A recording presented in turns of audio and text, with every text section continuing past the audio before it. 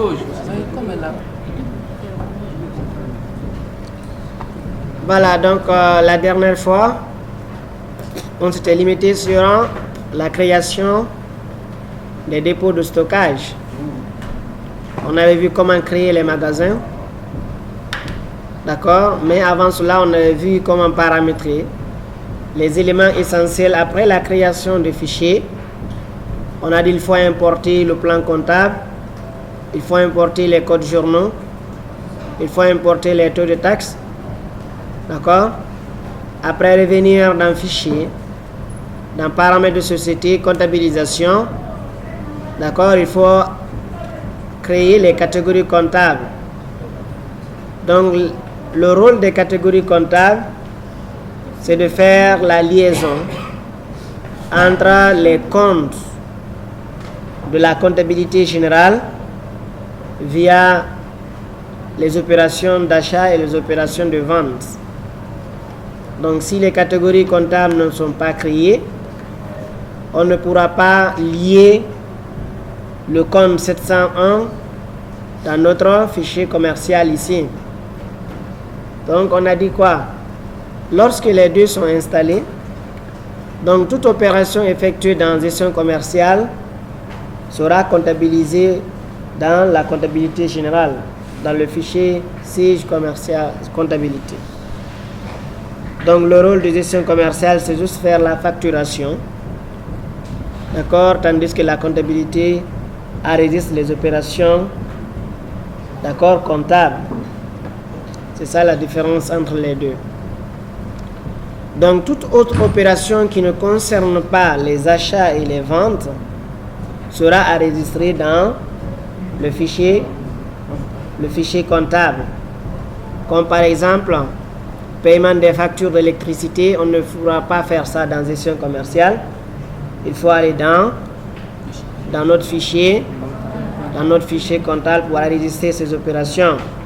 Le paiement des salaires ne peut pas être enregistré dans un fichier commercial. Tout ce qu'on peut faire dans gestion commerciale, c'est faire les règlements concernant les ventes, faire la facturation et le suivi du stock. D'accord? Vous verrez encore un autre fichier ou bien un autre module de SIG qui va traiter d'autres domaines. D'accord? De la vie courante, comme SIG immobilisation, qui va vous permettre de gérer les immobilisations, les amortissements des biens de l'entreprise. Et vous verrez encore le RH pour la gestion des ressources humaines. Donc, il faudrait d'abord connaître chaque module, quel est son rôle avant de naviguer dedans. Est-ce que ça va un peu? Donc, pour un fichier commercial, les éléments obligatoires, nous avons le plan comptable, les taux de taxes, les codes journaux. Partout où vous partez déployer ce logiciel ailleurs, d'accord, vous êtes obligé d'importer ces éléments-là. Et on a dit pour les importer, on a deux méthodes. Soit il faut d'abord fermer le fichier commercial carrément, aller dans son fichier comptable, importer les données via l'option fusion ou bien l'option du format de paramétrage. D'accord? Voilà. Donc aujourd'hui, nous allons continuer toujours à explorer le logiciel. D'accord? Donc dans la famille d'articles, c'est ici nous allons enregistrer nos produits. Donc pour enregistrer les produits, il faudrait que la personne arrive à catégoriser l'ensemble des opérations ou bien l'ensemble des produits qui se trouvent dans le magasin. Donc le paramétrage, d'accord, dépend de la boutique ou bien de l'entreprise en question. Si c'est une entreprise de vente des biens, des équipements informatiques, il faudrait connaître l'architecture de la boutique, les articles qui seront dedans. Il faudrait savoir comment les enregistrer. D'accord? C'est pourquoi dans le logiciel, vous avez une option qu'on appelle famille et article. D'accord? La famille, c'est ce qu'on appelle la catégorie. La catégorie des produits que vous disposez. L'article, c'est détailler la famille. Donc nous allons nous baser dans un domaine pour pouvoir paramétrer notre fichier. Donc si tu es en face par exemple d'une autre boutique, toi aussi tu dois t'adapter à le paramétrer via ce qu'on vient de faire ici. D'accord? Donc nous allons prendre un exemple pour une boutique qui vend ce qu'on appelle les services, les équipements informatiques. D'accord? Les équipements informatiques. D'accord? Donc les équipements informatiques, nous avons plusieurs éléments dedans. Il faudrait savoir comment récupérer la famille, comment récupérer les articles. Est-ce que ça va un peu? Donc dans une boutique où on a des équipements informatiques, on est censé de rencontrer quoi? Des ordinateurs. Donc nous aurons ici ce qu'on appelle, d'accord, famille. Donc la famille, en bas ici, on va mettre famille ordinateur. Ça va? Ordinateur. Après la famille ordinateur, nous avons quoi? Les téléphones, l'imprimante. D'accord? Nous verrons ici l'imprimante. Après l'imprimante, nous avons des disques durs. Vous avez les clés USB, d'accord? Vous avez des souris. Vous avez des claviers. Vous avez quoi encore? Vous avez des batteries. Vous avez des scanners. D'accord? Des scanners. Après quoi? Des chargeurs. D'accord? Et quoi encore?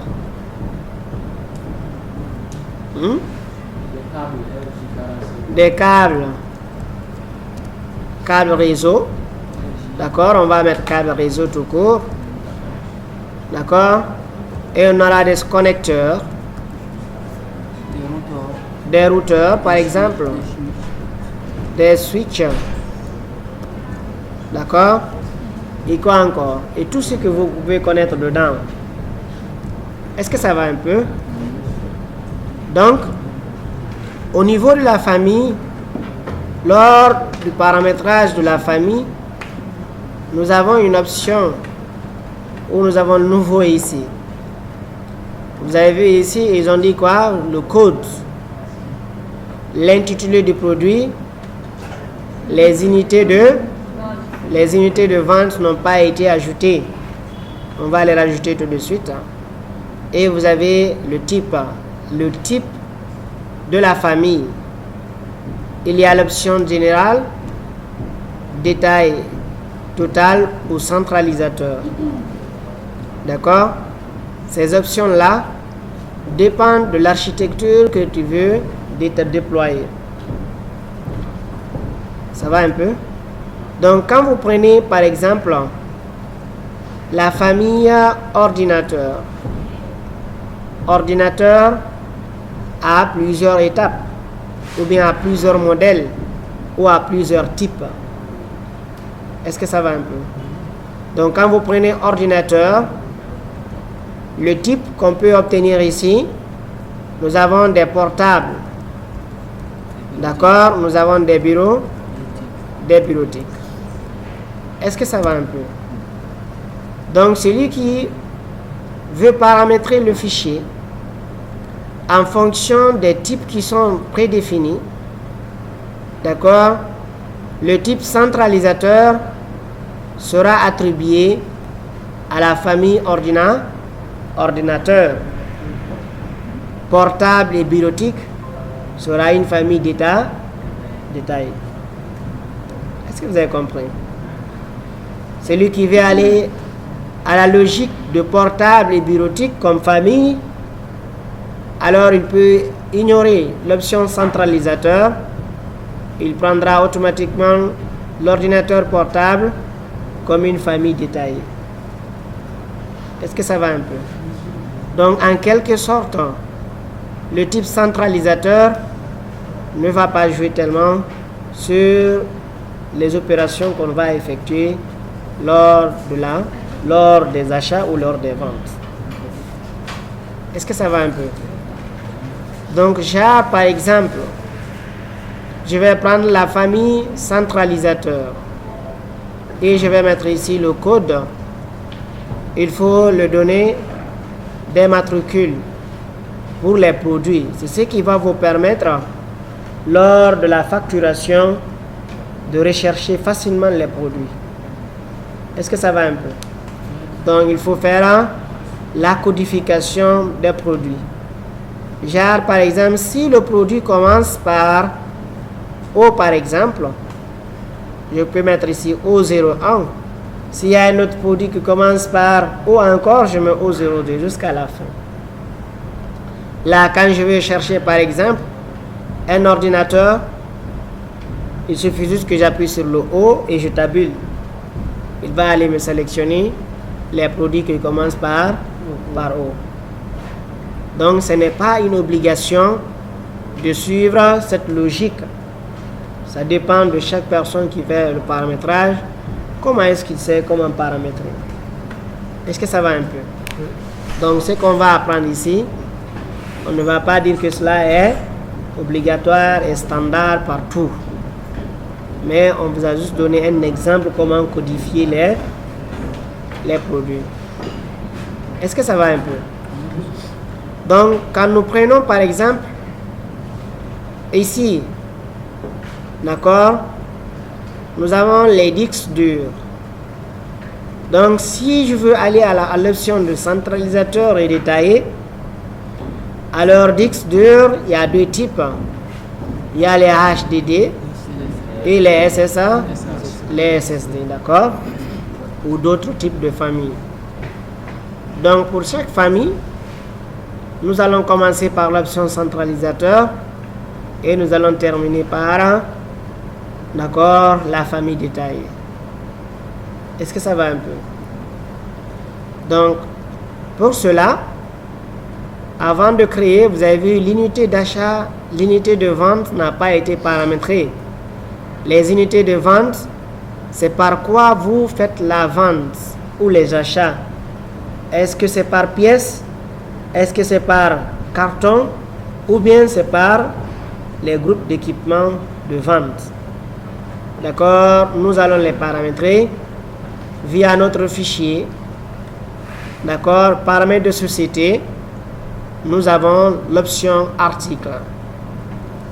Dans les articles, vous avez, il y a les options générales, la codification des produits des articles.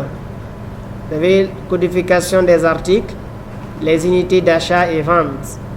Et nous allons rester sur les unités d'achat et vente. Nous allons ajouter nos unités. Nous vendons par pièce. Donc on va ajouter catégorie pièce par exemple. L'abrégé, vous pouvez codifier cela. Vous recherchez est-ce que pièce est déjà sur la liste des éléments qui sont déjà abrégés ici. Sinon, vous-même vous faites votre propre codification. Pièce, je peux mettre PCE, d'accord, comme code du produit, d'accord. Je vais ajouter cela. Nous vendons aussi par unité. Unité et pièce, c'est la même chose, hein? Donc, ça dépend.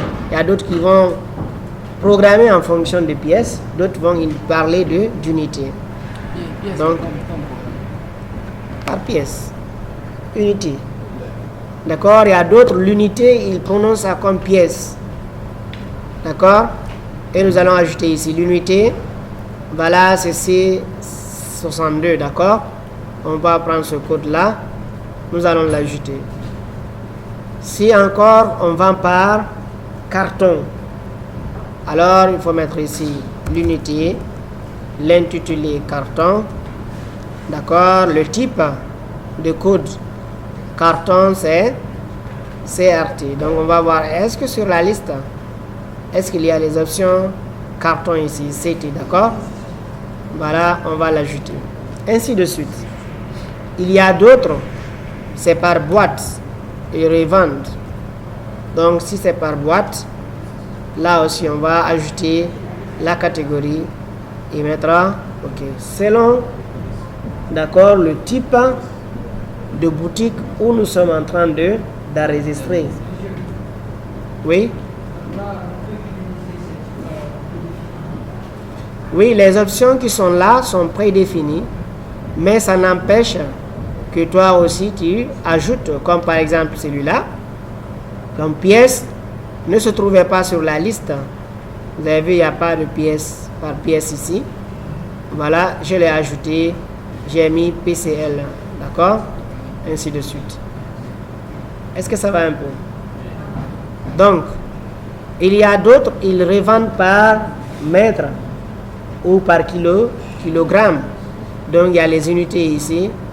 Il faut choisir les unités de vente. Il y a d'autres, ils revendent par douzaine. Vous avez vu, par heure, par litre. Les modes de vente sont déjà prédéfinis et il suffit juste de les ajouter et appuyer sur OK. À partir de là, lorsqu'on appuie sur OK tout de suite, on revient dans notre famille, on trouvera que automatiquement l'élément a été ajouté. Les unités qu'on a ajoutées sont déjà définies ici. Est-ce que ça va un peu? Alors, donc pour le paramétrage des fichiers, oui, comment ça les va? Donc, lorsqu'on veut créer la famille, surtout au niveau des unités de vente, il faut d'abord savoir est-ce que la boutique là où vous êtes, quel type de vente il effectue.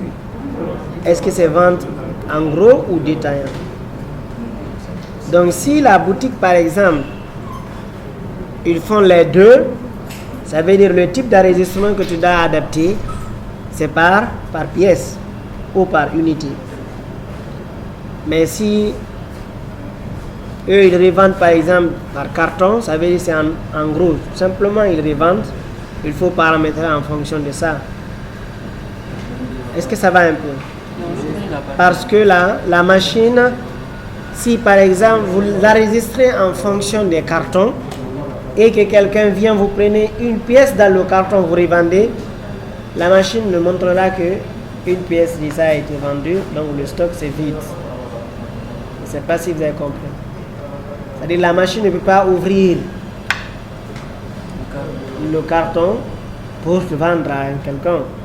Parce que c'est là par rapport à la quantité, on fait la vente ici. Est-ce que ça va? Est-ce que vous avez compris? Si par exemple dans le carton il y a 50 pièces,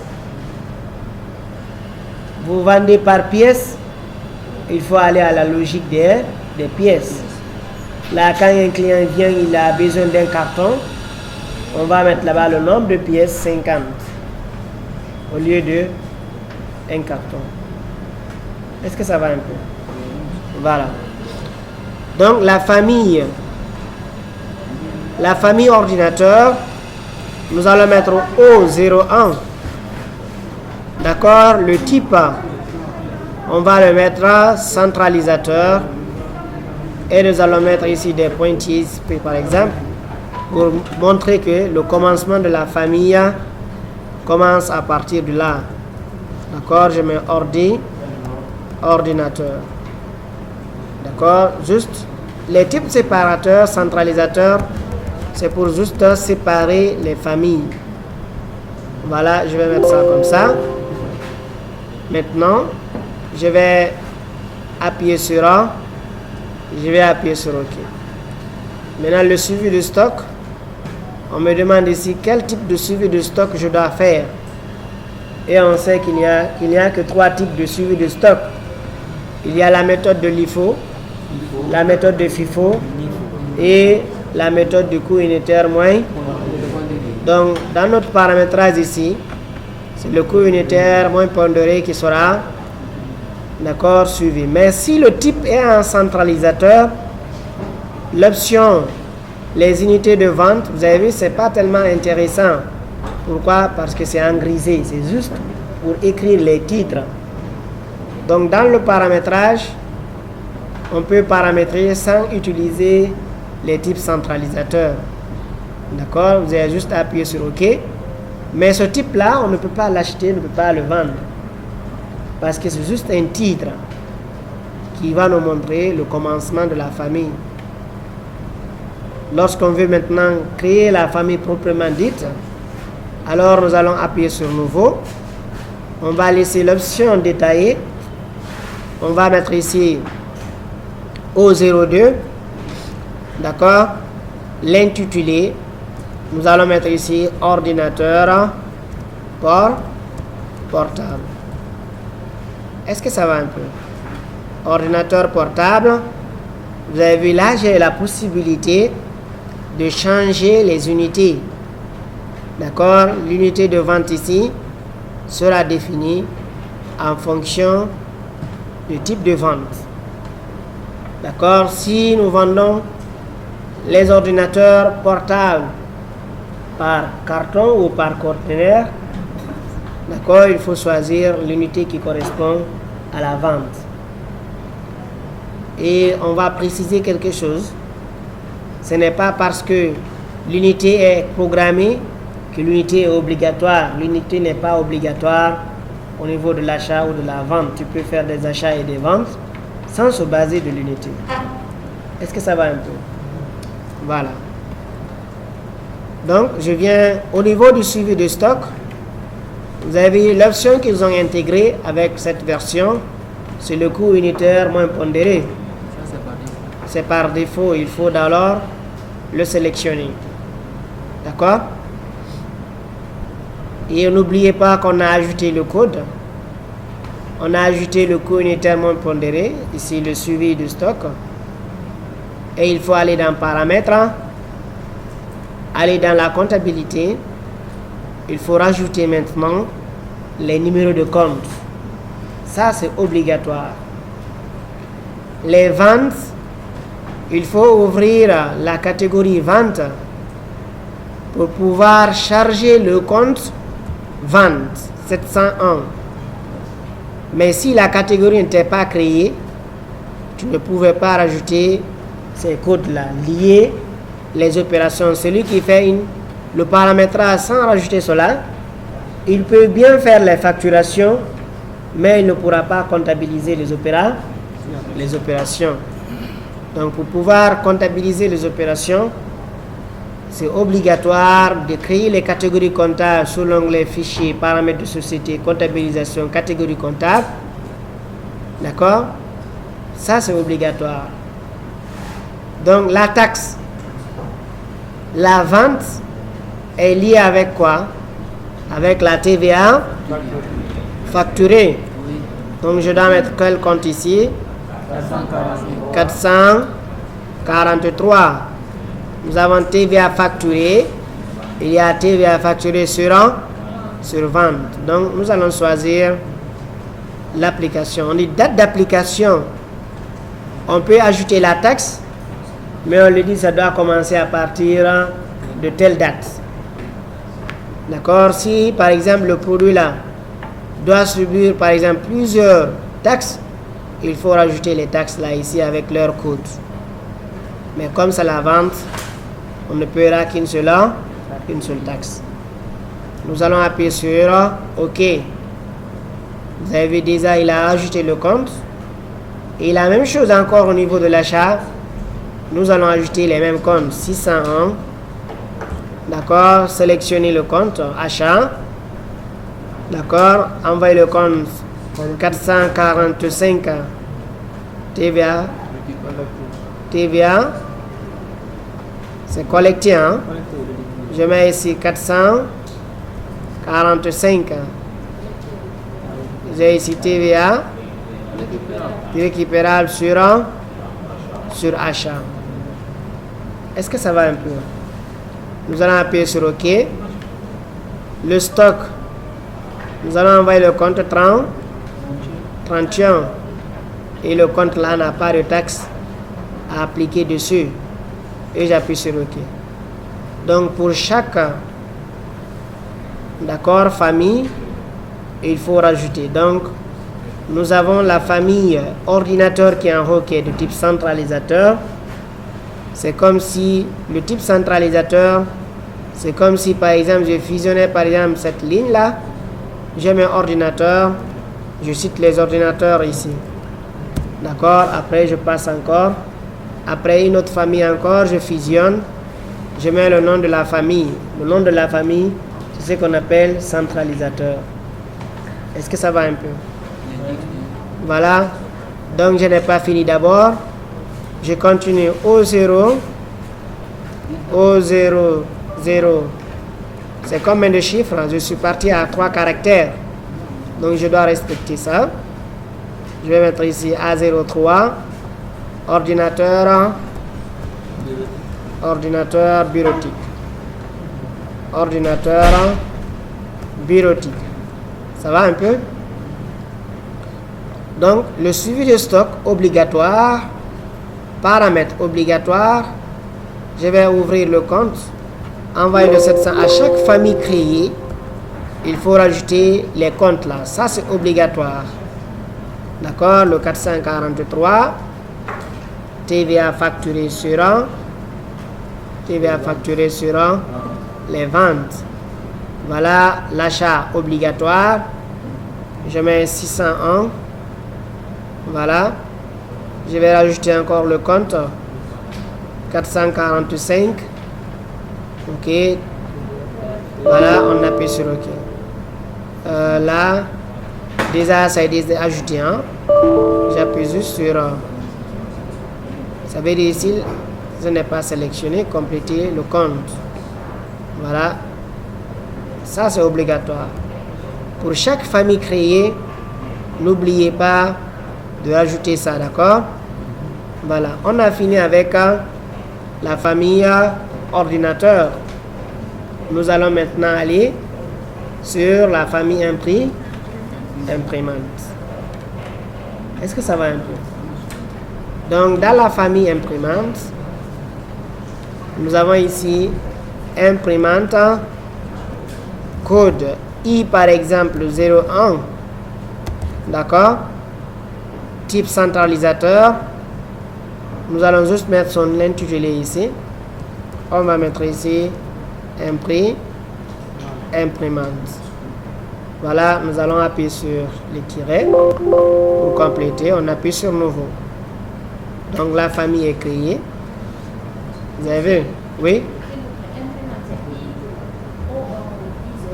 J'ai mis I01. D'accord? Donc j'ai d'autres types d'imprimantes encore. Les imprimantes ont plusieurs catégories. Hein? Ou bien? Donc nous avons, il y a HP, imprimante. OK, imprimante HP.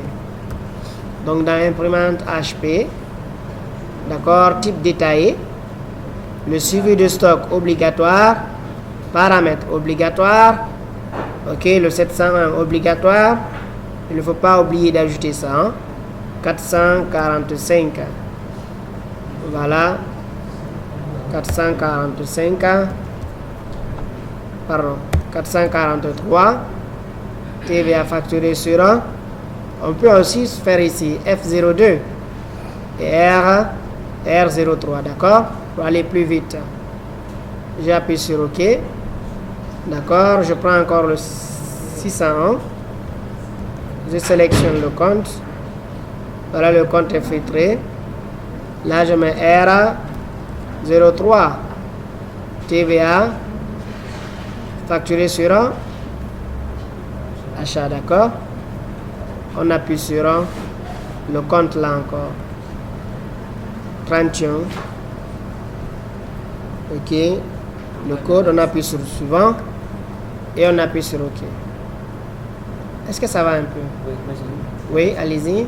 J'ai dit que je pensais que là-bas on allait mettre par exemple imprimante à jet d'encre et imprimante laser. Oui, il y a selon la catégorie que tu veux détailler, tu peux détailler en fonction de ça. Ok, ça dépend de l'entreprise. Non, ça dépend de ce que toi tu veux faire. Donc si on dit ici, on veut paramétrer en fonction des imprimantes, jeu d'encre, tu peux mettre imprimante jeu d'encre. Dans l'imprimante jeu d'encre, il y a plusieurs types. Donc celui qui part à la base des imprimantes HP, là encore il y a la famille des imprimantes HP, il y a la famille des Epson. D'accord, là tu es parti en fonction de la marque. C'est pourquoi on a dit, d'accord, pour paramétrer, il faut connaître comment est-ce que tu veux aller. Il faut faire la différence seulement entre famille et article. Est-ce que ça va un peu? Donc la famille, d'accord, est plus grande que les articles. Est-ce que ça va un peu? Donc les articles, c'est les détails de la famille. Donc on est parti de la famille ordinateur portable et ordinateur bureautique. Pour quelqu'un d'autre, il pourrait juste prendre la famille ordinateur. D'accord? Maintenant, dans les articles, il va mettre ordinateur, d'accord, bureautique Dell. Il met les caractéristiques de Yvan là-bas. Il met ordinateur bureautique tel. Il augmente dedans. D'accord? Est-ce que vous avez compris? Donc, ça dépend de celui qui veut détailler. Donc, celui qui parle encore un jeu d'encre avec les imprimantes, au lieu de mettre ici imprimante HP, là, il va mettre imprimante jeu d'encre HP telle version. D'accord? Ainsi de suite. Détailler, d'accord, les imprimantes qui sont de type jeu d'encre. Est-ce que ça va un peu? Voilà. Donc ici, après, quelle imprimante encore? Nous avons I03, type détaillé. Nous allons mettre ici imprimante Epson. D'accord? Imprimante Epson. On appuie sur la famille. D'accord? Vente obligatoire. D'accord? Si vous ne faites pas ça, quand vous aurez des problèmes, ne m'appelez pas. Hein? Parce que certaines zones, on n'a pas pu comptabiliser. Il faut venir ici, hein, revoir les familles qui n'ont pas été ajoutées. Parce que si ça n'a pas été ajouté, tu ne pourras pas comptabiliser. Hein.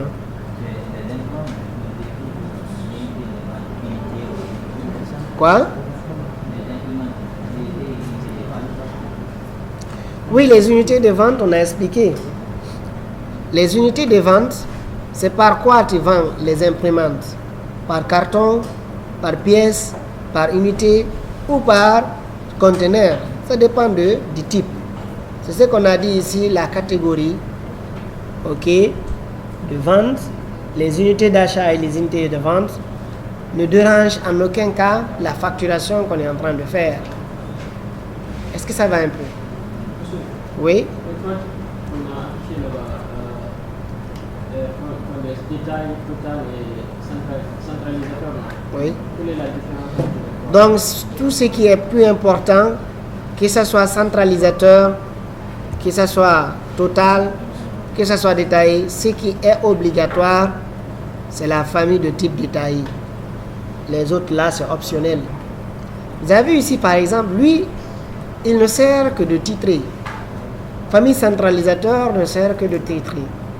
Quand je sélectionne une famille tout de suite, je mets total. C'est presque la même chose par rapport au type.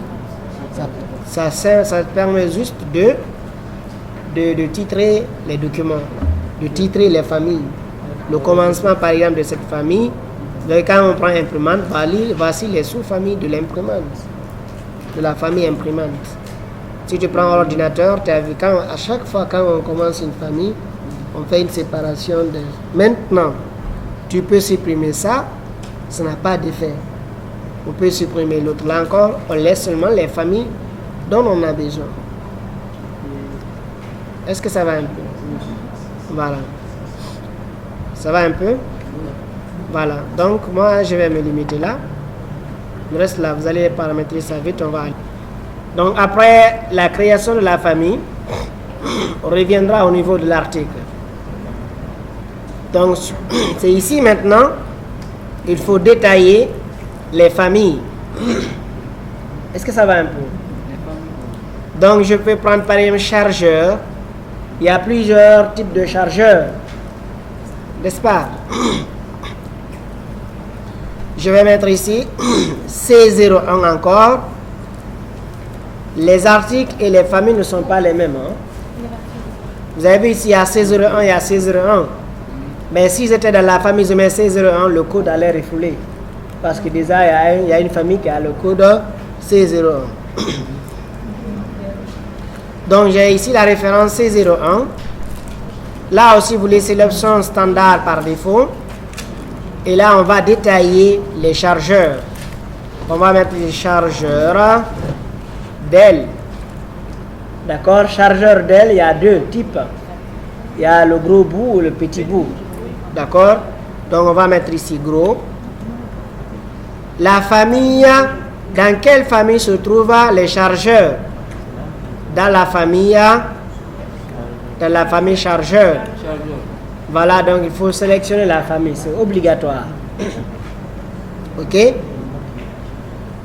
Le suivi de stock doit être de type coût unitairement pondéré. Mais normalement, ça devrait venir par défaut. Mais du fait que je n'avais pas mis ça au niveau de la famille ici, c'est ce qui fait que quand je viens au niveau des chargeurs, le coût unitairement pondéré, voilà, a été défini. Donc, au niveau encore des articles, il faut encore définir le coût unitaire moins pondéré. Ça va? Maintenant, la tarification. À combien j'achète les chargeurs Dell Group? À combien je les achète? Si c'est par carton, tu évalues en carton. Si c'est par pièce, tu évalues en pièce. Est-ce que ça va un peu? Donc, je les achète à 65 000. Ça va un peu? Je les revends à combien? Le prix de vente des chargeurs, je vais mettre 100 000. Donc, pour les gens qui sont habitués à utiliser le pourcentage, ils peuvent mettre ici le coefficient de pourcentage. Je veux par exemple obtenir un bénéfice de 1.5. 1.5. Là, quand j'appuie sur OK, ça me fera 9 000. OK, 97 500. Vous avez vu ici, j'ai mis 1,5. Une augmentation, c'est que je dois augmenter sur l'article en question. Est-ce que ça va un peu? Oui? Quand on a mis le coefficient, ça n'a pas de kilo, mais ça... Le coefficient, là, ça sert à quoi là-bas? Le coefficient, il y a certaines, il évalue les marchandises en fonction des pourcentages. Le coefficient. Non. Oui? Les 97 ont été calculés via le pourcentage que vous avez mis ici. Si je mets par exemple 2, j'efface ici, je reclique sur le 2, vous avez vu, ça fait 130 000. 130 000 fois combien? 130 000 divisé par 2, ça donne combien? 130 000 divisé par 2. C'est ce qui donne? C'est ce qui donne 65 000. Tu vois maintenant? Est-ce que ça va un peu? Donc quand je mets ici 1, ça veut dire que ça a été multiplié par 1. Ça veut dire que je vais le revendre à 65 000. Ça va un peu? Voilà, si je mets 1,8, d'accord, et j'efface d'abord l'ancien pour pouvoir cliquer ici, ça fait 117 000. Ça, je suis parti en fonction du coefficient pour déterminer le prix de vente. Mais si tu as déjà un prix fixe, d'accord, tu peux juste effacer le coefficient, tu le remplaces par le prix. Oui.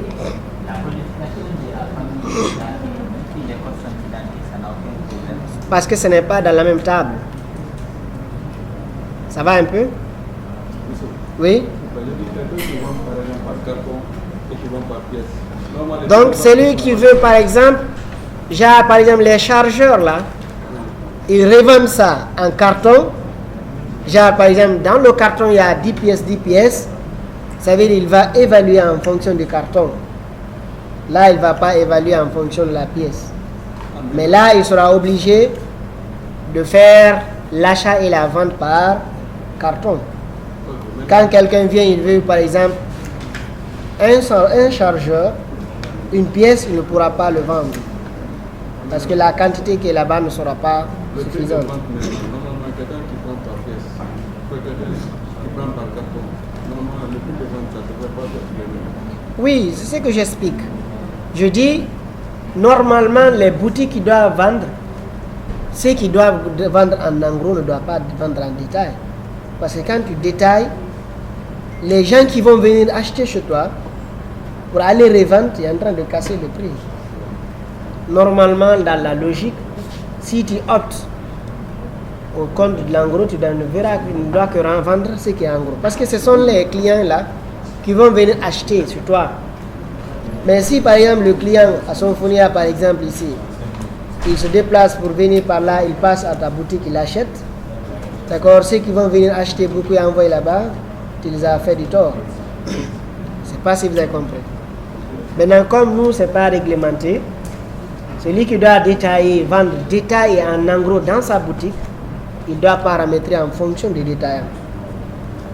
Comme détail. Maintenant, lorsque l'utilisateur vient, il veut le carton. Si dans le carton il y a 10 pièces, tu fais comme si tu l'as vendu 10 pièces avec une remise par exemple de 5% ou 10%.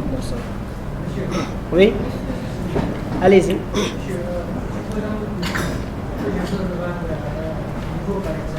Si tu veux revendre en gros, tu comptes le nombre de pièces. Là où moi j'achète un carton. Oui? Mais je veux le vendre aussi. C'est ce que je dis. Pour l'enregistrement, si tu sais que tu vas vendre en détail, l'enregistrement doit te faire en détail encore. Même si tu as acheté un carton, en enregistrant dans le système, tu dois l'enregistrer en fonction des pièces. Genre, par exemple, tu as acheté 10 cartons. Dans chaque carton, il y a 5 pièces. Tu dois multiplier ces 5 pièces-là par 10. Ce qui fera 50. C'est comme si tu as acheté 50 pièces. Est-ce qu'on peut considérer Oui? la pièce comme étant un carton? Non. Tu ne peux pas considérer ça. Unité, par exemple, si je revends par exemple En gros, tout. le carton, moi je peux considérer ça Comme pièce, bien sûr. Oui. Parce que là, pour toi, c'est le carton constitue par exemple une pièce pour toi. D'accord? Comprenez la logique. Hein. Si vous ne comprenez pas la logique, votre connaissance va se limiter dans cette salle. Et si vous aurez un contrat où il faut mettre ça en place, c'est là-bas que vous allez perdre de l'argent. D'accord? Oui? Ça va pas? Voilà. Donc, on continue, d'accord? Donc, ici, nous avons le prix de vente, 100 000. Mais ce prix-là encore, on précise, c'est en hors taxe. Si la taxe doit être appliquée sur les 100 000 là, ça veut dire que l'utilisateur va payer plus de 100 000.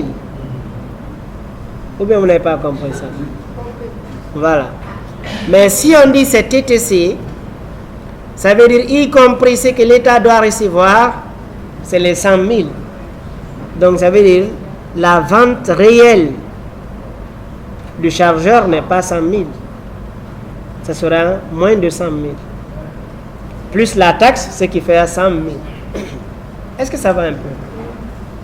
Ou bien ça ne va pas? Ça va un peu, monsieur. Oui? Là-bas, quelle est la différence entre le coefficient et le taux? Non. Celui qui veut paramétrer le prix de vente en fonction du coefficient, il met le coefficient de vente. Oui, quel est le coefficient de vente? Là-bas, sur le... Automatiquement, le prix de vente va venir, il va faire la multiplication. C'est comme si le champ là, c'est un champ calculé. Je suis parfaitement d'accord.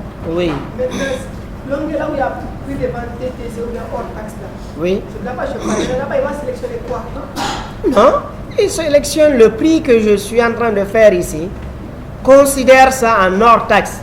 Ça veut dire quand le client vient, tu lui dis le chargeur coûte 100 000 hors taxe. Là, il sait que c'est 100 000. Mais comme il sait qu'il y a la taxe de l'État, d'accord, lors de la vente, ok, la machine va calculer aussi la taxe, va rajouter la taxe dans le produit. Ça fera 100 et quelques mille. Et c'est ce qu'il doit payer. Est-ce que vous avez compris? Le coefficient n'est rien à voir avec la taxe. Voilà. Donc on appuie sur suivant, nouveau. On a enregistré l'article là. D'accord, on continue encore au niveau des chargeurs. Toujours, je mets chargeur C0, C02. Ok, chargeur. D'accord, je mets chargeur. D'accord, Dell, toujours, mais petit. D'accord, chargeur, Dell, petit bout. D'accord, petit bout. Ou bien bout bleu. C'est à certains qui disent bout bleu ou bout simple. D'accord, c'est-à-dire la tête du chargeur. Est-ce que ça va un peu? Donc la famille chargeur, d'accord, coût unitairement pondéré. Le prix d'achat, encore j'achète à 65 000 et je revends ça à 1.2. D'accord, 1.2. Ce qui va me donner ici à 78 000. D'accord, je vais mettre ici hors taxe. J'appuie sur nouveau. Je prends encore chargeur C0. Donc au lieu de répéter, d'accord, il faut venir ouvrir la famille, sélectionner la désignation pour ne pas répéter à chaque fois d'écrire chargeur. D'accord, je vais mettre ici C0, C03. Au niveau de la désignation, je copie ici, je colle. Alors je vais mettre ici HP. D'accord, au lieu de Dell, je mets HP. HP petit bout. La famille chargeur. D'accord, la famille chargeur. Le coût unitairement pondéré. D'accord, 65 000. Ok, je vais le revendre. D'accord, à 1.8. 1.8 en TTC. Tout taxe comprise. Allez-y.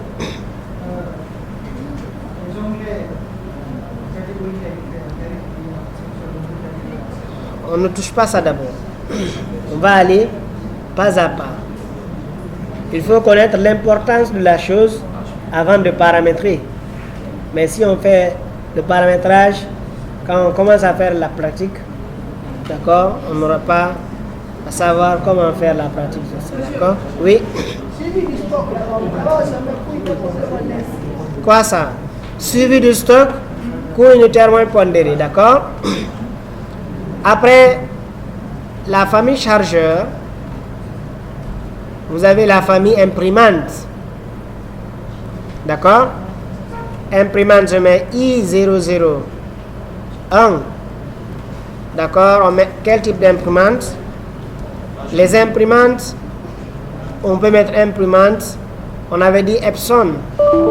La famille doit venir de quelle famille? Epson. Si je prends Epson, Epson par exemple a plusieurs catégories.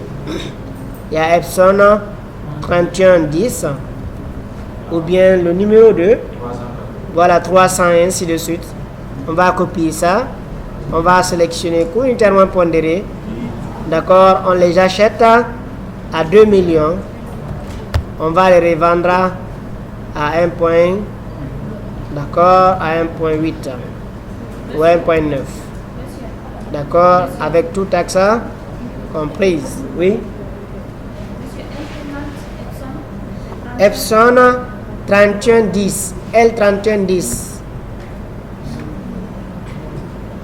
Est-ce que ça va un peu? Voilà. On appuie sur nouveau.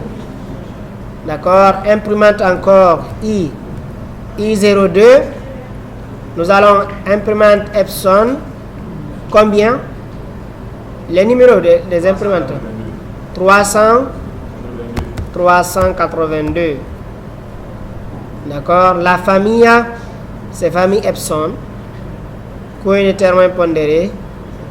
On le revend, on achète à 2 millions, d'accord, 100 000. On va le revendre, ok, à 2 millions 400 hors taxe. Ça va un peu? Est-ce que ça va? Vous avez compris comment on numérote, on programme les familles, les articles. C'est bon? Voilà, ainsi de suite. Pour créer un article, est-ce qu'il y a des questions? Il n'y a pas de questions. On a dit pour créer, d'accord, un article, il faut d'abord créer la famille.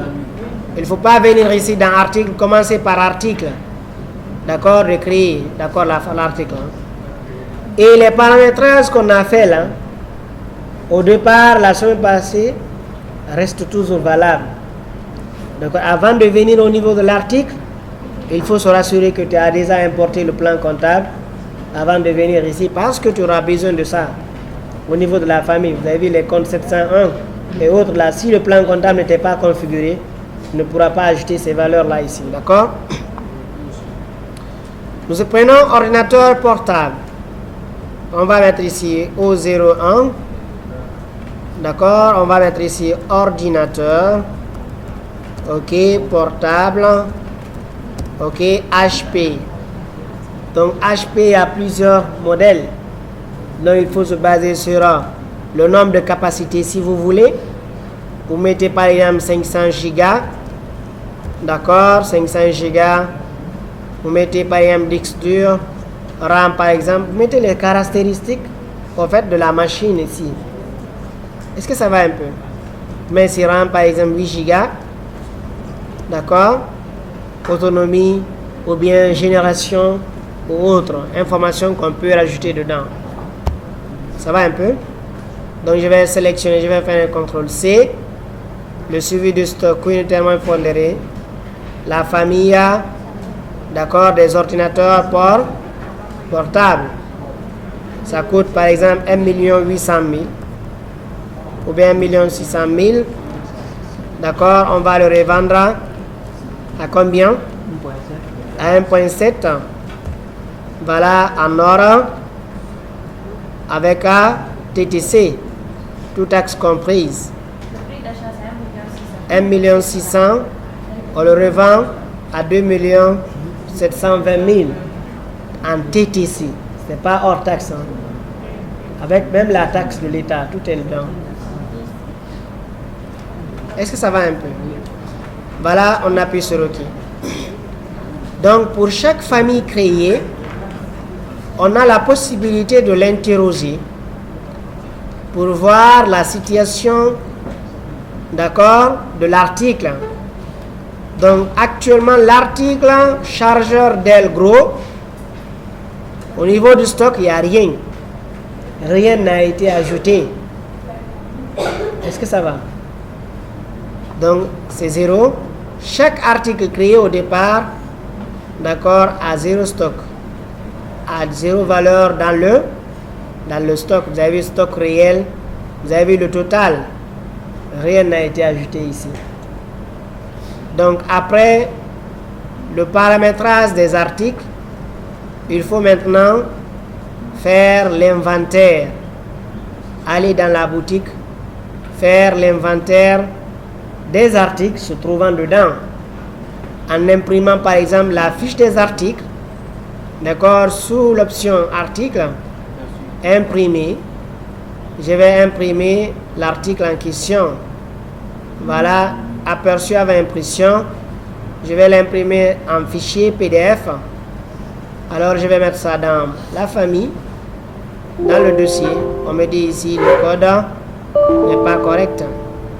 Alors je vais changer. Je vais choisir ici Microsoft Print to PDF.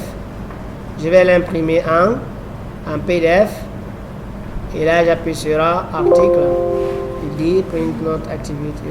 C'est-à-dire il n'arrive pas, on dit le périphérique n'est pas prêt.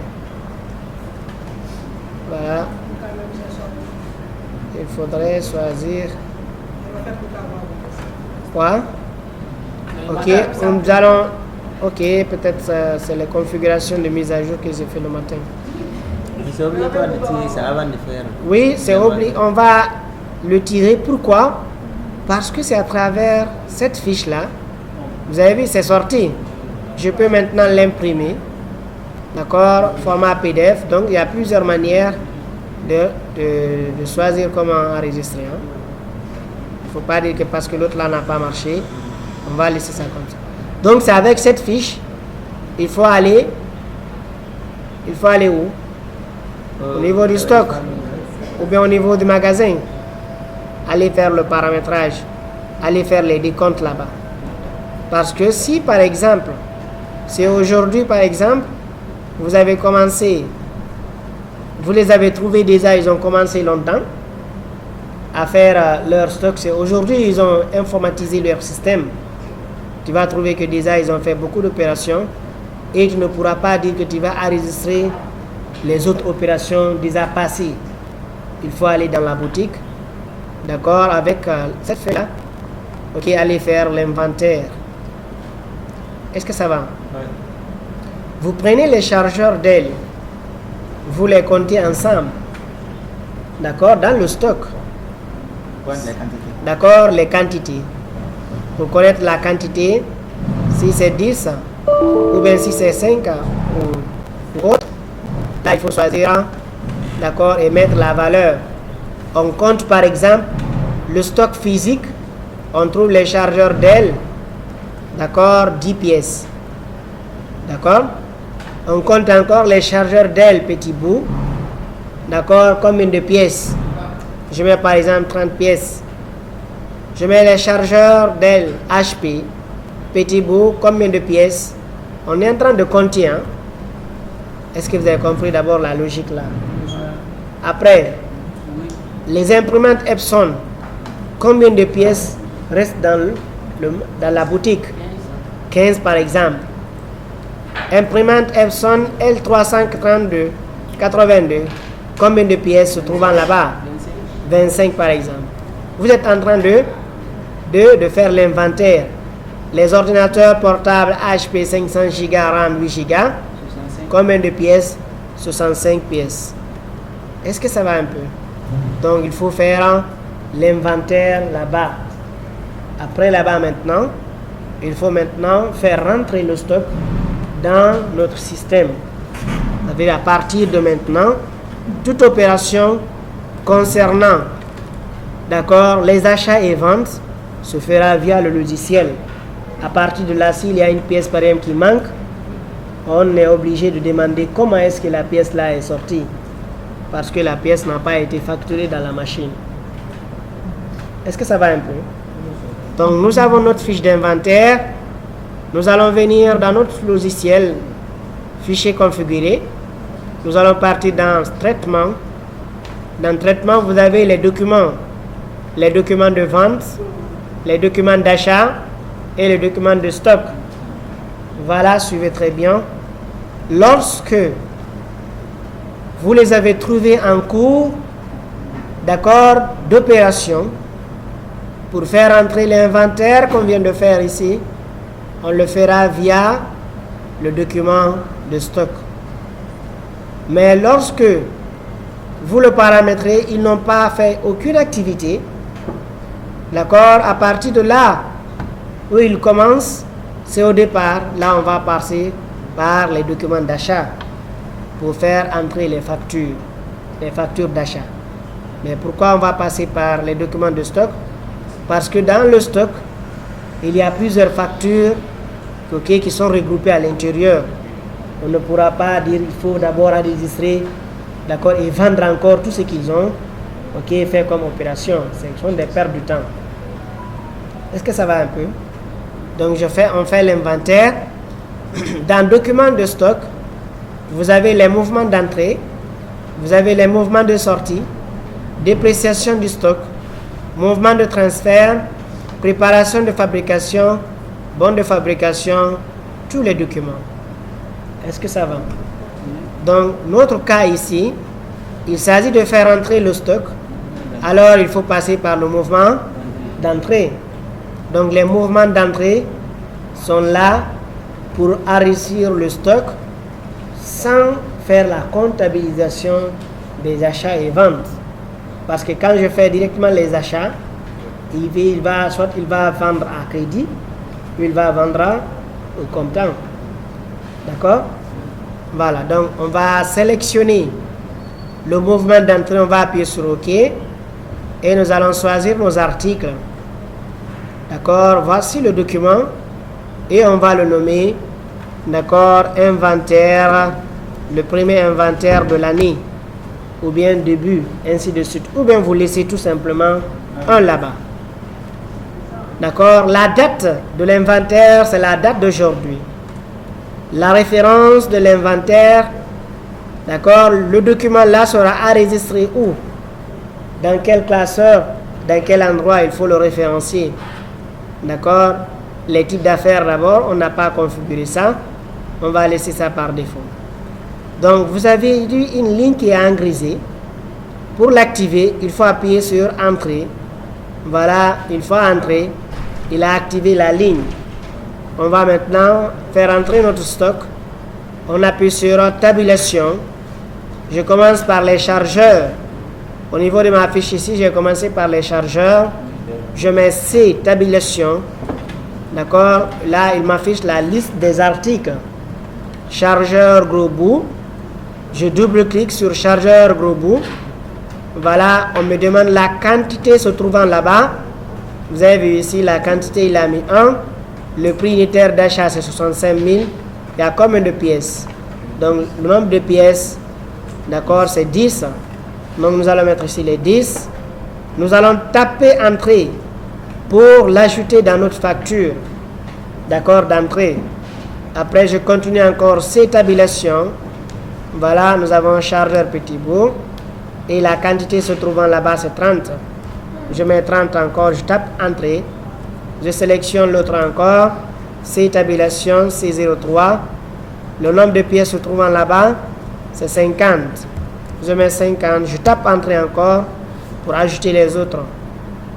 Donc après les chargeurs, c'est les imprimantes. I, Tabulation. Vous avez vu là, le curseur est venu automatiquement au niveau des imprimantes. C'est pourquoi, en codifiant, il faut les codifier en fonction de leur lettre de début. Là, ça va vous permettre d'aller plus vite dans la sélection. D'accord? Nous avons les imprimantes Epson L3110. Nous avons 15 pièces. Voilà, nous allons mettre ici les 15 pièces. On tape Entrée. On revient encore. Imprimante Epson 25. D'accord? I03 par exemple. Vous avez vu ici, imprimante I02 normalement. Voilà, le nombre de pièces. C'est combien? 50.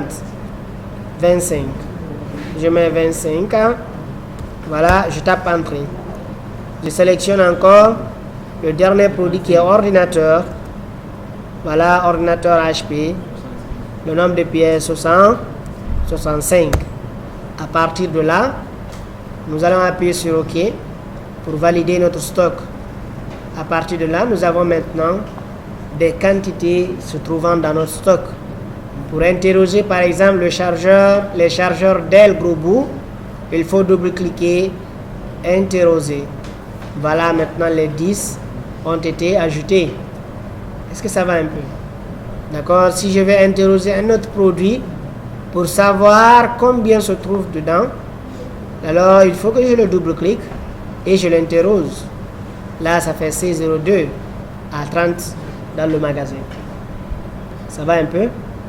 Donc, on a vu comment créer une famille, comment créer un article, comment introduire le stock à travers d'accord, les articles, la quantité. Ça va un peu? Est-ce que ça va? Oui?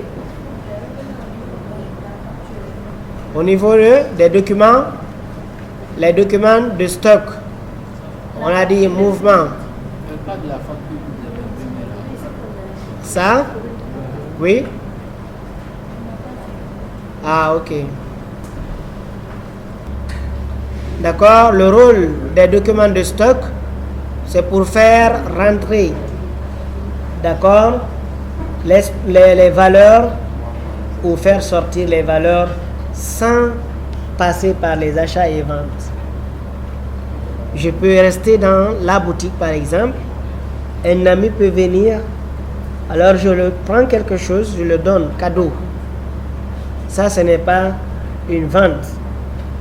Parce que quand on passe par la vente, d'accord, l'argent sera comptabilisé. Est-ce que ça va un peu? Tandis que si je passe par les documents de stock, l'argent qui sera sorti là, la pièce qui est sortie ne sera pas comptabilisée. La comptabilisée, d'accord, ne fera pas le compte sur ce que j'ai donné à cadeau, par exemple à quelqu'un. Quoi? Mais ça va diminuer la quantité. Ça diminue la quantité, mais ça n'affecte pas la comptabilité au niveau de l'argent. Vous n'avez pas compris. Ça affecte la quantité, mais ça n'affecte pas l'argent, au fait. Dans Sage. Oui, bien sûr, mais même pas dans Sage. Oui. Lors de l'inventaire, le montant de toutes les quantités vaut par exemple 10 millions. Une personne vient, on donne une pièce. Ça va pas diminuer les 10 millions dans le départ. Non, ça va diminuer la quantité, mais les 10 millions ne vont pas se diminuer. Regardez par exemple, je suis là, j'achète par exemple, ok, des ordinateurs, je revends, non? Je peux acheter par exemple 10 pièces. Donc dans ma comptabilité, les 10 pièces là, si ça coûte 10 000, je vais faire un achat. Je dois débiter mon compte achat et je dois créditer mon compte caisse. Une diminution de l'argent, n'est-ce pas? Mais quand quelqu'un vient, je l'offre un ordinateur, ça ne va pas aller encore faire comme si j'ai fait une vente. Je ne peux pas encaisser là-bas l'argent. Ou bien, je ne peux pas faire une vente là-bas parce que quand je fais la vente, dans ma comptabilité, l'argent sera comme un encaissement, la caisse sera déséquilibrée. Tandis que l'argent n'est pas rentré, j'ai donné ça à cadeau. Moi, je parle de la valeur du stock initial. La valeur du stock va se diminuer, mais l'argent ne sera pas comptabilisé. Comment on va constater ça là? Comment on va constater ça dans Sage? Non, ça c'est d'abord, c'est trop tôt d'abord. Moi, je comprends le principe. Hein? Oui, la logique. J'explique, je dis, on utilise les documents de stock pour faire entrer ou sortir, d'accord, le stock sans comptabiliser ça.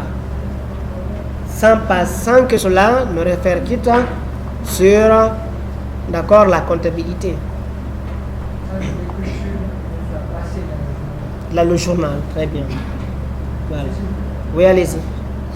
Lorsque, par exemple, une entreprise commerciale Oui, oui. un nouveau comptable, Un nouveau comptable, oui. alors qu'il y avait déjà un ancien comptable, lorsqu'il vient à l'entreprise, la première des choses à faire, c'est d'inventer le stock. Oui. Comment il va procéder? Si tu trouves que la personne déjà utilise le SIG, tu dois passer par l'inventeur de stock au niveau des États ici. Il faut aller au niveau de l'État, il faut aller sur les mouvements de stock, ou bien il y a une option pour imprimer. Vous avez vu, c'est écrit inventaire, mais ça c'est trop tôt d'abord. Non, si on vient ici, vous n'allez pas comprendre. Il faut aller à la logique, sinon on va. Non, tu dois imprimer l'état d'inventaire. Voilà, vous partez au niveau du stock. Voilà, vous avez vu les quantités qu'on vient de rentrer ici sont déjà disponibles. Il met ici chargeur d'L 10 pièces, d'accord, 30 pièces, 50 pièces, 15 pièces, 25 pièces, ce qui fait 195. Donc vous partez dans le stock, vous comptez. S'il y a des banques là-bas, il doit compléter avant que tu commences à faire la passation. Maintenant, s'il faut réimprimer ici, par exemple, supposons qu'il s'est trompé quelque part. S'il s'est trompé, on va faire ça, comment arranger ça. Mais aujourd'hui, il faut apprendre d'abord, on part petit à petit.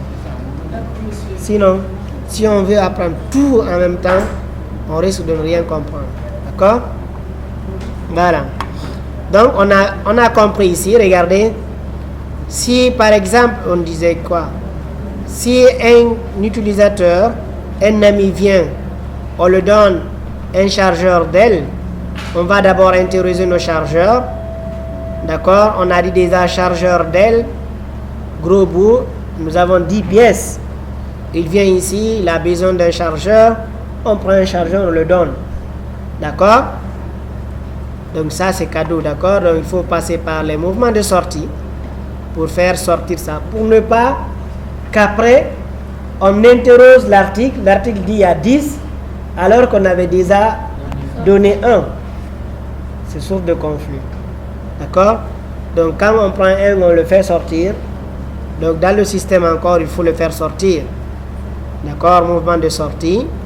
Nous allons sélectionner l'article en question. Chargeur Dell gros bout. Vous avez vu ici, il ne s'est pas basé du prix unitaire. Il n'y a pas d'argent ici. Voilà, il suffit juste d'ajouter. Voilà, j'appuie sur OK. Maintenant, quand je reviens, au niveau de l'onglet structure, la famille, on réinterroge les Dell. Gros bout, chargeur, vous avez vu, ça reste 9 pièces. Est-ce que vous avez compris? Donc, dans la boutique, il reste 9 pièces. Est-ce que ça va un peu? Oui, allez-y. Dans le journal, parce que ce sont des mouvements d'entrée et sortie. C'est quand on fait des facturations, c'est ce qui va, OK, aller dans le journal des ventes, le journal des achats. Ça va un peu? Asanato, tu comprends pas ça? Tu comprends pas? Allez-y, on va aller, d'accord? Oui? Allez-y. Pour faire? Quoi ça? On est parti dans document de stock, mouvement de sortie. On a fait sortir une pièce. Nouveau. Tu sélectionnes l'article en question, tu tapes entrée. Chargeur. On veut sortir encore un autre chargeur. Voilà, je mets la quantité 2 par exemple. On offre ça encore cadeau. On tape entrée, on appuie sur OK. Voilà, vous avez vu, j'ai 2 mouvements de sortie. J'ai des documents. Donc quand je reviens dans l'article, je réinterroge l'article. Voilà, je vais trouver que c'est reste 7. Vous avez vu, il y a 7 qui sont sortis. 3 sont sortis, il reste 7. Donc regardez ici. C'est écrit stock réel, commandé, réservé, stock à terme. Donc stock à terme là, c'est ce qui est, d'accord, comme stock. Réel, c'est ce qui est là-bas physiquement. À terme, au cas où il y aura des commandes, il va enlever ça, c'est ce qui va rester après avoir livré la commande. Ça va un peu? Ça va pas? Donc, monsieur, tant qu'on n'interroge pas l'article, on va savoir combien c'est. Combien il reste dedans? On ne peut pas savoir. Est-ce que ça va un peu? Ça va? Monsieur, j'ai dit. Oui. Est-ce qu'il y a la possibilité d'empêcher, par exemple, quelqu'un de noter là-bas, lors de la sortie, une quantité qui n'existe pas, ou bien une quantité négative? Regardez, par exemple, on va ajouter un article. Je vais aller dans mes articles. Je vais aller dans Nouveau. Est-ce qu'il y a une famille qu'on n'a pas créé d'articles? Nous avons les ordinateurs bureautiques. On n'a pas créé ça, n'est-ce pas? On va mettre O0. O0 combien? O04. O04. On va mettre ici ordinateur. OK. Bureautique. Ordinateur bureautique Dell. Là aussi, vous mettez les caractéristiques de Dell. D'accord? Vous venez ici. Le type. Quel type? D'accord? Mouvement. Voilà, coût unitairement pondéré. 800 000. Nous allons les revendre à 1 200 000. Mais est-ce que cet article-là, on ne peut pas le faire sortir? Quand je viens dans le document de stock, je viens au niveau de nouveau, je mets un document de stock. Alors quand je viens ici, je tape entrée, je vais mettre ici l'ordinateur bureautique. Voilà, normalement quand j'appuie sur entrée, vous avez l'état du stock ne permet pas de créer la ligne, c'est pas possible. On ne peut pas faire sortir quelque chose qui n'est pas entré. C'est pas possible. Déjà, ils ont déjà programmé ça à l'intérieur. Est-ce que ça va un peu? Ça va un peu? Ou bien ça va pas? Si, si. Ah, Au oui. niveau de la création de Maintenant, n'oubliez pas, créer une entrée. On peut créer une entrée sans faire rentrer des produits à l'intérieur. Et cela, certains vont venir tout de suite ici, nous dire qu'ils ont créé, mais ils ne voient rien. Quand tu appuies sur OK, si tu appuies sur OK, tu n'as rien ajouté. Hein. Quand même, l'autre a été ajouté. On peut créer l'entrée sans mettre des produits à l'intérieur. Maintenant, si tu ne tapes pas entrée pour ajouter ça, d'accord, même si tu tapes entrée, vous avez vu, rien n'a été ajouté ici. Quand on crée ça, vous avez vu, ça a été créé. Mais quand tu interroges les produits, rien n'est rentré dedans. Donc, il faut faire attention. Donc, quand on ouvre tout de suite, vous avez vu, c'est vide. Si c'est vide, ça veut dire rien n'a été ajouté, d'accord? Donc, pour l'ajouter, n'oubliez pas, il faut d'abord sélectionner l'article, il faut l'ajouter. Voilà, on va rajouter encore 10 pièces. On tape entrée. Il restait 7. On vient de faire entrer encore 10. Ce qui nous fera ici 17. Donc quand je viens ici, je viens sur les chargeurs d'ailes. Voilà, je l'interroge. Voici ici, j'ai 17 pièces. Est-ce que ça va un peu? Sur un document créé, on peut ajouter autant de fois qu'on veut. Vous avez vu ici, il a dit quoi? I03. Et l'autre là, c'est l'autre entrée. Je peux encore revenir sur l'entrée qu'on avait déjà créée. On peut rajouter encore d'autres produits ici. Comme Bureautica, on va rajouter. On peut ajouter à tout moment. 10, je tape entrée. Ça fait que c'est comme si il va faire une mise à jour.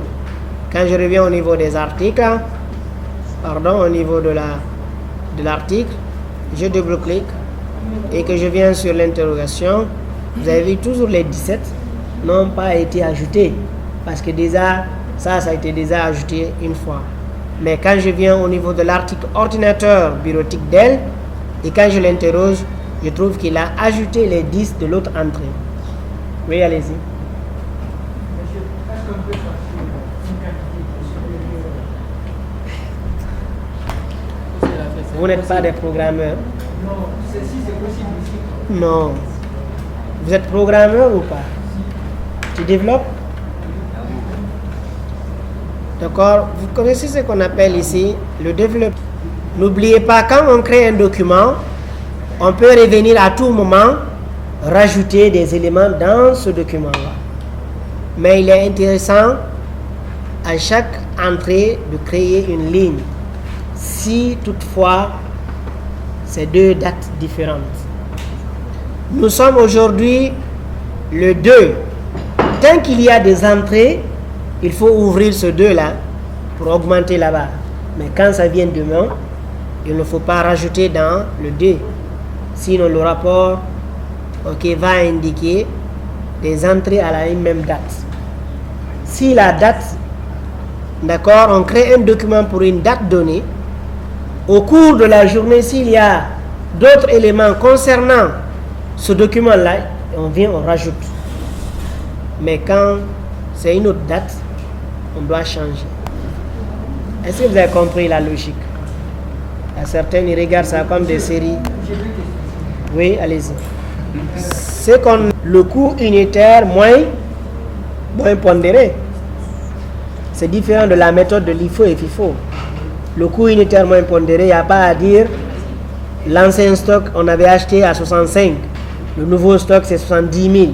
Le coût unitaire moins pondéré fait la sommation des produits en fonction des calculs pour pouvoir déterminer le prix de vente. Est-ce que ça va un peu? Ou bien ça va pas? Oui? Oui? Non, on ne trouve pas, il n'y a pas de formule à dire. Quand tu as un article, il faut mettre ici le prix de vente, le coefficient met 1.4, 1.8. C'est ce que tu veux obtenir. Si tu veux obtenir un pourcentage de 1,5, tu mets 1,5. Ça dépend. Par exemple, l'intérêt que je peux obtenir sur ce petit téléphone n'est pas égal à l'intérêt que je vais obtenir sur un ordinateur. Eh bien, c'est à toi de décider. Sur chaque produit de vente que je vais faire, j'ai besoin de 50% de chaque produit. Certaines, ça ne peut pas être le cas. Genre, par exemple, le téléphone là, on l'achète à 90 000. Je ne peux pas venir ici, je vais obtenir un intérêt de 90 000. Ce n'est pas possible pour 50 000. Déjà, tout le monde presque connaît le prix. Ça aussi, je ne peux pas. Mais ça, on ne sait pas combien j'ai acheté. Deux? Oui, c'est celui qui... Les commerçants déjà, ils savent ça. Donc, quand tu pars, par exemple, chez un commerçant, tu le demandes, par exemple, ah, tu as besoin, par exemple, de ça, tu discutes le prix, il va prendre la machine. Il est en train de calculer les frais qu'il a fait comme ça, d'accord, il multiplie par le taux. Est-ce que ça est équivalent à la devise actuelle? Je ne sais pas si vous comprenez. Donc, si lui, il avait acheté ça à 100 $, actuellement 100 $ coûte combien? Il va faire la conversion de façon, ils savent comment faire les calculs. Et il va fixer le prix. Quand tu discutes jusqu'à ce que tu arrives à la limite, il va te dire non, il ne va pas revendre. Mais quand il gagne, il va discuter un peu, après il va te vendre. Oui, allez-y. Monsieur, si l'entreprise en question, par exemple, je ne veux pas utiliser le coût monétaire comme là, si les prix d'acquisition sont... Là, il faut opter. Donc, on a vu comment faire rentrer le stock. À partir de là maintenant, on peut faire des ventes. Un client vient, il a besoin d'un article, on peut le vendre via le document de vente. Ça va un peu? Donc, au niveau des documents de vente, vous avez les documents en cours, devis, bon de commande, préparation de livraison, bon de livraison, bon de retour, bon d'avoir financier, facture comptabilisée. Est-ce que ça va un peu? Chaque document donné ici a un objectif et une signification. Est-ce que ça va un peu? Donc, lorsque il vient, il achète, alors il faut l'établir une facture. S'il veut demander le prix, là, ça veut dire c'est un devis, il faut le faire. Si c'est un devis, ça n'affecte pas la quantité. Mais lorsqu'il vient, il achète, là, on va passer par la facture. On va le faire une facture, on va appuyer sur nouveau, voilà, et il faut le demander maintenant les informations. Si c'est un client potentiel, un client permanent, un client qui est fidèle, il faut l'ajouter au niveau de votre structure, il faut l'ajouter dans les clients. Mais si c'est un client divers, un client passant, on n'a pas besoin de lui demander quel est ton nom, quel est ton prénom, il n'a pas besoin de facture. On va lui faire une facture, mais via le compte client divers, les clients passants. Genre, par exemple, un client vient, il discute, on le vend. Il ne demande pas de facture. Il ne demande pas en fait qu'on le fait une facture de vente. Ça va un peu? Donc là, il faut passer par un client divers. C'est un client qui est VIP, par exemple. On n'a pas besoin de lui demander quel est son nom. Mais s'il dit qu'il a besoin de la facture, là, forcément, tu dois l'ajouter dans la liste des clients pour pouvoir le sélectionner lors de la vente, pour pouvoir indiquer c'est qui. Est-ce que ça va un peu? Ça va un peu? Donc, lors de la facturation, nous avons le compte client. Il faut sélectionner le client. Il faut sélectionner la date à laquelle la vente a été effectuée. Il faut taper entrée. Voilà, pour pouvoir choisir ce qu'il a, d'accord, souscrit. tabulation, il a besoin d'une imprimante.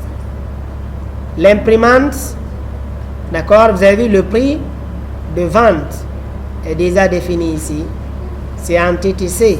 C'est pourquoi il a mis ici 3 222 000 et quelques. D'accord? Et je mets comme ça. La quantité. Il a besoin de combien de quantité? Une pièce. On tape entrée.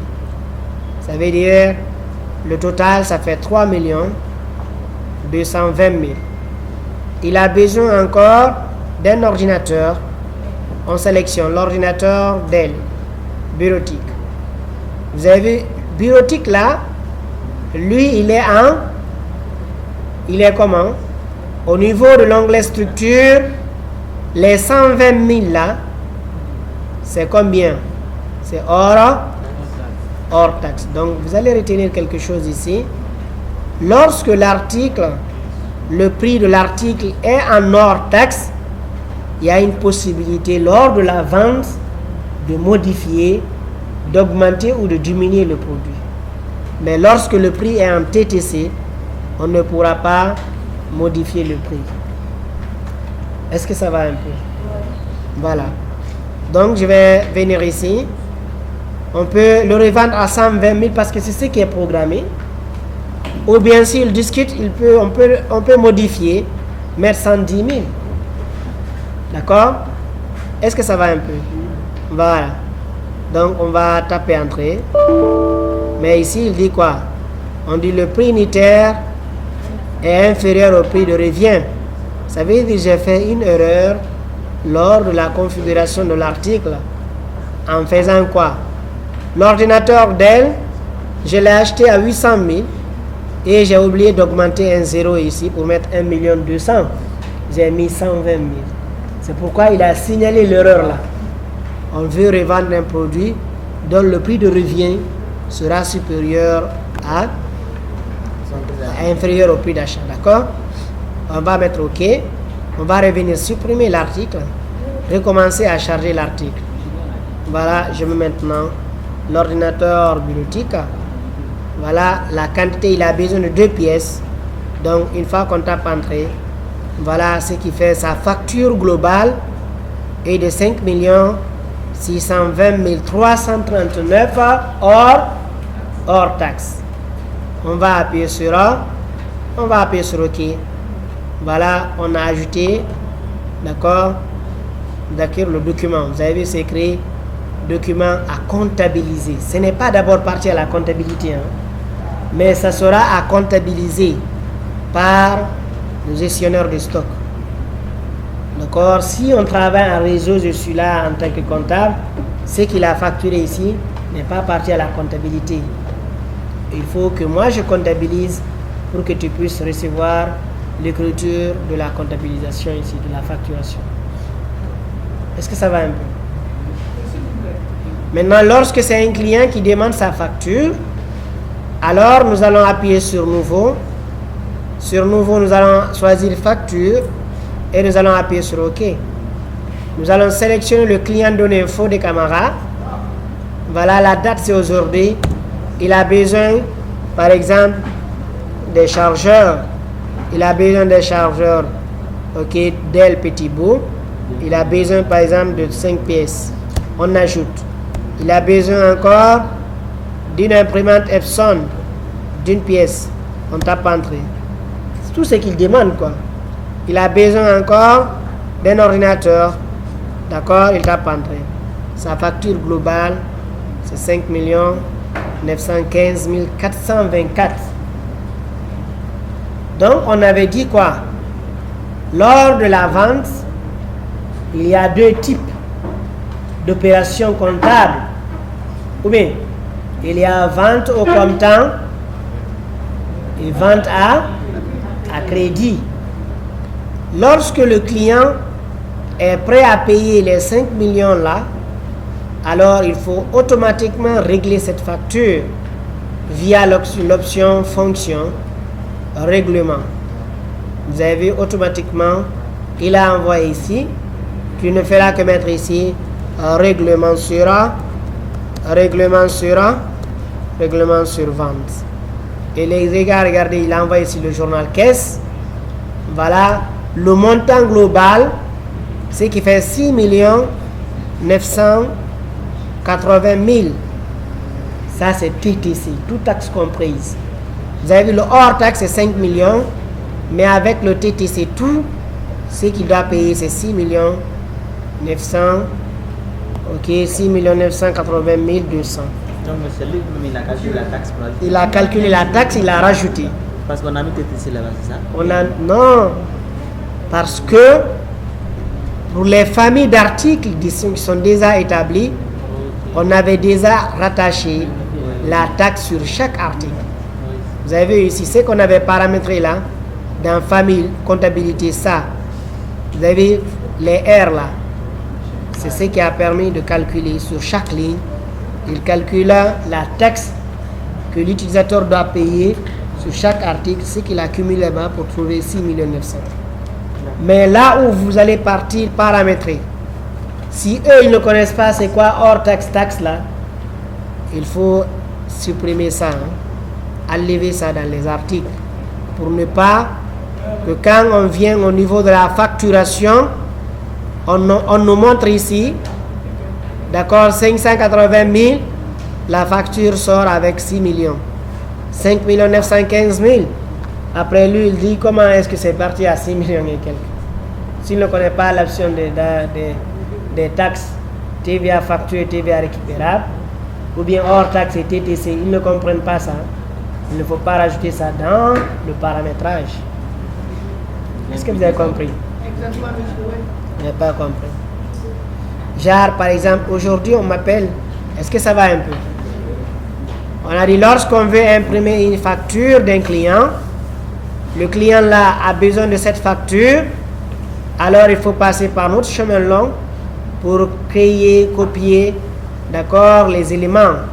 Il faut aller dans utilisateur, dans public, document public, d'accord, c'est cette fois-ci c'est e-commercial, d'accord, il faut aller dans les documents standards, les documents de vente, d'accord, on choisit les documents qui nous intéressent, ça c'est le stock, mais c'est mouvement des ventes, voilà, qu'est-ce qu'on a besoin, vous avez vu, si on doit faire des devis, on va sélectionner ce copier ce fichier là, copier la facture, copier ça encore, tout ce qu'on a besoin là, on copie.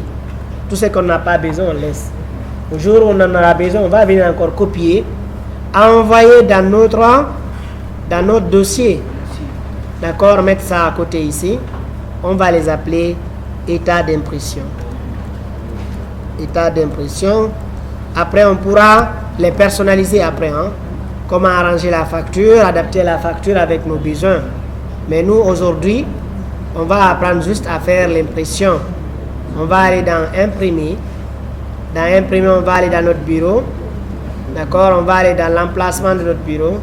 ETS, état d'impression. Voilà les documents, la facture client. On va l'ouvrir. Voilà, aperçu avant impression. Voilà, nous avons notre état ici. Voilà, il donne le nom de l'entreprise, la référence, le nom du client, la facture. Voilà, en bas ici, il donne les détails. Chargeur, Dell Petit pour 5 pièces, 78. Voilà, 390, ainsi de suite. Le total de la facture, c'est ce qui fait 5 915 424. C'est ce qui est ici. Et vous avez vu ici, il a envoyé les 18%. Tu dois payer 1 64 776 comme facture de vente. D'accord, comme taxe, pardon.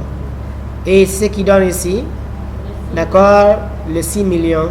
Vous avez vu les 6 980 200. D'accord, net à payer, 6 980 200. Est-ce que ça va un peu? Ça va? Voilà. Les devis, un client par exemple est à Cancan, il veut que je l'envoie, d'accord, le devis sur 5 produits. Il veut connaître le prix, au fait, quoi. Ou bien il doit, par exemple, c'est une entreprise que vous devez livrer, il vous demande, faites-moi un devis sur telle chose. Il veut connaître le prix, quoi. Au lieu de prendre le téléphone, ok, prenez là-bas, ordinateur tel, c'est à tel on prend, tu fais juste un devis. D'accord? Vous avez vu ce qu'on vient de vendre ici. Quand on vient, on réinterrose les articles, on trouvera que ces articles-là ont diminué. Interroger, vous avez vu les 17. Est-ce que le chargeur Dell a été vendu? Non. On va prendre les articles vendus, on va ouvrir notre document ici. Ici, on a vendu quoi? Imprimante Epson, ordinateur bureautique, n'est-ce pas? De l'autre côté, on a vendu quoi? D'accord? Petit bout, Dell petit bout, 5 pièces, imprimante Epson et HP. Donc, on va interroger ces articles-là, d'accord, pour voir leur état. Ok? On va pousser la fenêtre ici. Nous avons un chargeur Dell petit bout. Voilà. Vous avez vu quand on l'interroge, vous avez ici 25. Est-ce que ça a été vendu? Voilà. Je vais fermer ça. Nous avons encore quel article encore? Un autre article. Epson. Epson, on va aller dans Epson. Voilà, on va l'interroger. Epson interroger. On trouve ici, il y a 13 pièces maintenant qui restent. Avant, c'était combien? C'était 15. Au niveau de notre facture, vous avez vu, c'était 15. On a vendu et 2, ça reste à 13. Mais les devis n'augmentent pas, ne diminuent pas le stock. Est-ce que ça va un peu? Ou bien ça va pas? C'est bon? Donc, la première facture qu'on a fait, c'est une facture à crédit. La deuxième facture, c'est une facture au comptant. Donc, ça veut dire quoi? Normalement, les factures de clients divers doivent être toujours au comptant. D'accord? Donc, comme le client là, c'est un client divers, un client passant, sûrement il a payé. Donc, je vais venir ici faire un acompte. D'accord? Il y a deux types de faire les règlements de facture. Soit on peut faire des acomptes, ou bien on peut faire des règlements directs. Donc, les acomptes, au fait, ce sont des facturations qui se passent, les règlements se font au fur et à mesure. Genre, par exemple, nous avons un client, le client vient, il prend un produit, après il fait le paiement petit à petit. Supposons nous avons un client, ici on va faire une facture d'un client. D'accord, le client par exemple, Mamadou Alpha. D'accord, il vient, ok, il a besoin d'un chargeur gros bout. Il prend 8 pièces. D'accord, après, il a besoin encore d'un ordinateur. Il prend 4 pièces. Voilà, il a sa facture 2 405 085. Maintenant, il dit, ok, il vient, il est 500 000. Alors, il faut le faire un acompte. Parce qu'il n'a pas payé la totalité de la facture. Il a payé combien? Il paye par exemple 500 000. Alors, il faut ajouter la ligne. La date à laquelle il a payé les 500 000, on va mettre ici, ok, acompte, ok, sur vente. Ok, je mets ici acompte sur vente. Où l'argent est parti? Est-ce que c'est par la caisse? C'est par défaut déjà, c'est programmé. Parce qu'on avait déjà fait ça. Dans quoi? Dans fichier, paramètres de société, comptabilisation. Si cela n'était pas fait, tu devrais encore sélectionner ici à fur et à mesure. Donc le montant c'est 500 000. Donc regardez, le montant global c'est 2 838 000. Je mets 500 000 ici. Alors j'ajoute encore. Ok, dès que j'appuie sur ajouter, il me reste à payer 2 338 000. Alors j'appuie sur OK. Un autre jour, d'accord, il revient encore. Il dit, ah, je te devais tel montant, ok, et j'avais payé 500 000, voilà encore 600 000. Alors on doit ouvrir son document, d'accord, on ouvre son document, c'est celui-là, celui-là non, c'est celui-là, n'est-ce pas? On ouvre son document, on va aller dans fichier, on va encore faire un acompte. On va choisir la date. Supposons c'est une autre date. Le 4, il est venu. Ou bien le 3, il a aussi fait un acompte. On va mettre ici acompte sur vente. Ça va un peu? On met les 600 000 ici. Ainsi de suite. Jusqu'à la fin, il reste 1 738 000. Donc quand il vient tout de suite, il dit combien je te dois sur telle facture. Il suffit d'ouvrir son document. D'accord, traitement, document de vente. Sélectionner le document. Voilà, ouvrir le document. Sur cette facture-là, on doit faire un acompte. Il te reste 1 738 000. Ok, je te solde aujourd'hui les 1 700 000. Alors, on choisit la date à laquelle l'opération est passée. Supposons c'est le 6. On met la date. On va mettre ici, ok, reliquat de paiement. Sur vente. Ok, reliquat de paiement. Voilà, ainsi de suite. On met maintenant le montant. 1 700 000. Ok. 1 million combien? 738 000. Voilà. On n'a plus maintenant à payer. Tout est fini. On appuie sur OK. On appuie sur OK. Maintenant, lorsque la facture est finie, d'accord, il faut comptabiliser la facture. Mais ce n'est pas encore forcé. D'accord, attendre jusqu'à ce qu'il termine de comptabiliser. On peut comptabiliser au fur et à mesure quand on passe les opérations. Est-ce que ça va un peu? Ça va? Donc, la facture qu'on vient de faire ici, c'est une facture à crédit. Cette facture-là, c'est une facture faite en règlement partiel. Et tandis que l'autre facture a été faite au comptant avec un règlement direct. Est-ce que ça va un peu? Donc, la facture réglée en règlement direct ne peuvent pas être ajoutées. Quand le client Fode revient, il dit je voudrais que vous ajoutez là-bas un chargeur HP.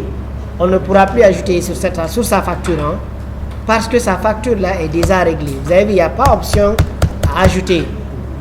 Tandis que quoi? Dans la facture, où est-ce qu'on a fait les acomptes? On peut rajouter les produits. Quand Alpha revient, il a besoin encore d'une imprimante, on peut rajouter encore sur sa facture sans faire une autre facture. Est-ce que ça va un peu? On peut rajouter, toujours c'est la même date, mais s'il revient en un autre jour, là on doit faire un autre document pour lui. Est-ce que vous avez compris? Ça va pas? Quoi? Et celui qui a acheté à crédit encore, on peut rajouter les produits dans sa facture. Mais lorsque la facture est réglée de façon définitive, on ne pourra plus ajouter quelque chose là-bas. Définitive, là, on fait allusion quand tu passes par un règlement direct. Quand tu appuies sur régler directement, ça veut dire qu'il n'y a plus de possibilité d'ajouter un article dans sa facture. Ça va? Vous avez vu, lui, normalement ici, au niveau de la compte, il ne doit rien. Quand il reprend tout de suite encore l'Epson, il a besoin d'une imprimante Epson, voilà, d'une pièce. Dès qu'on ajoute ça sur sa facture et qu'on revient dans la compte va prendre en charge. Ça veut dire encore, il reste encore à payer 3 800 000. Est-ce que ça va un peu?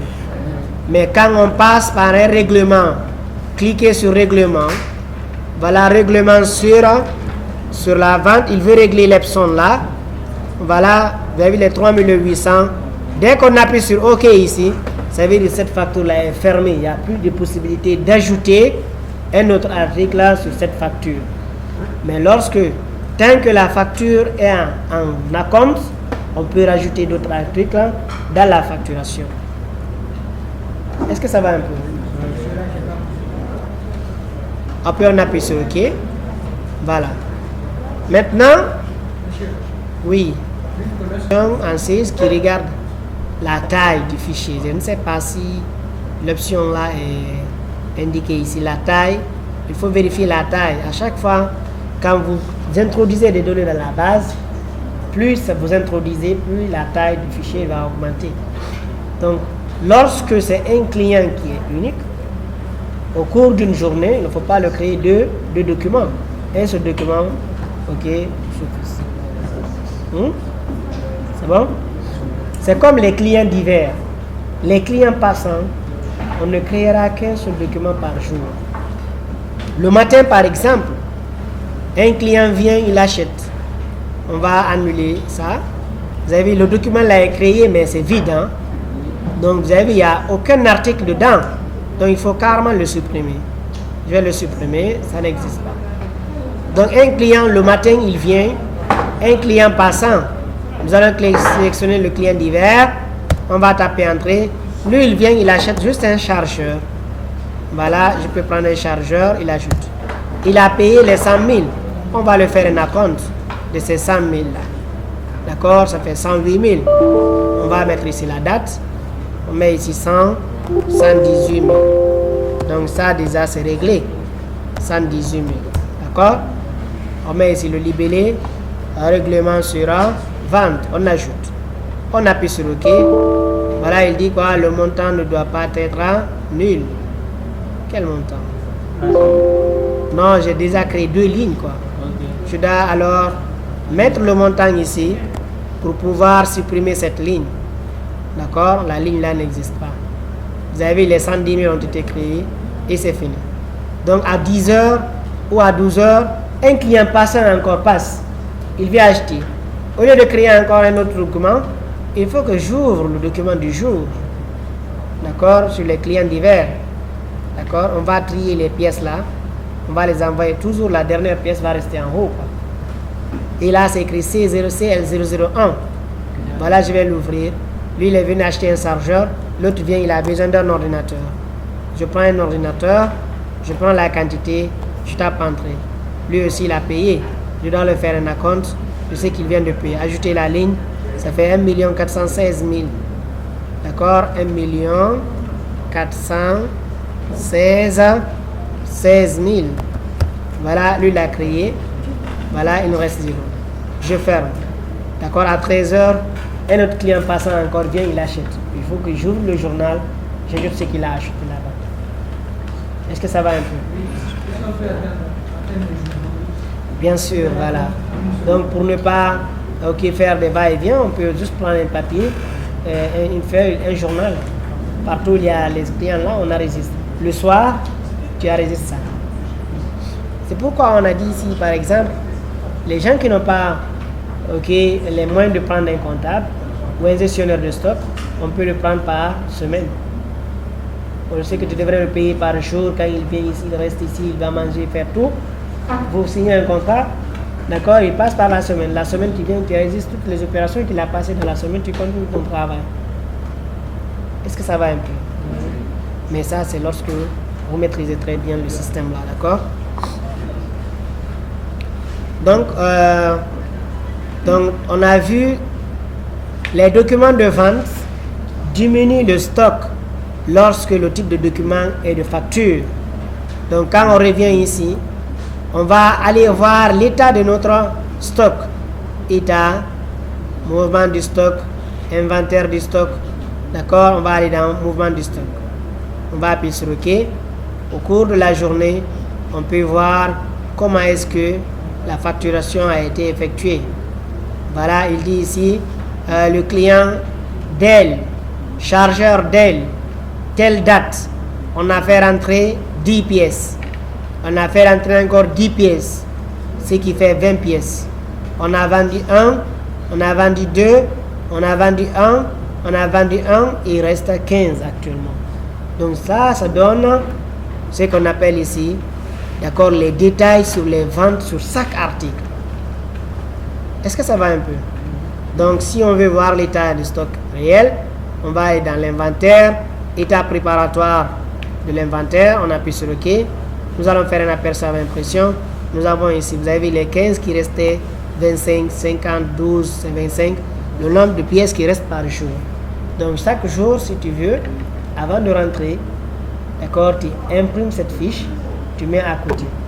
Le jour où on verra il y a des manquements sur le système, là, tu es déjà sauvé parce qu'il y a déjà des fiches qui justifient chaque soir ok le début. Donc le matin quand tu viens, tu trouves que d'autres a été vendu, il faudrait voir, lui demander qui a vendu ou comment ça a été vendu. Est-ce que ça va un peu? Voilà. Nous allons le limiter là. Vous allez prendre l'exercice.